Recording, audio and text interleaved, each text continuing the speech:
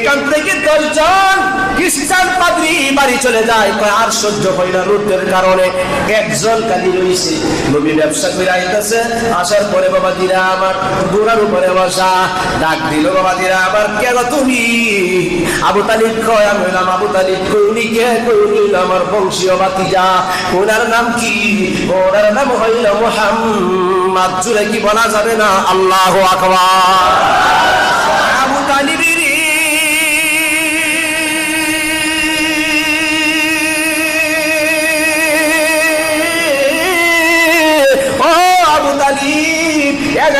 ছিলাম আমরা এখানে, 10 জন চলে গেছে, মাত্র আমি একা আছি এইখানে।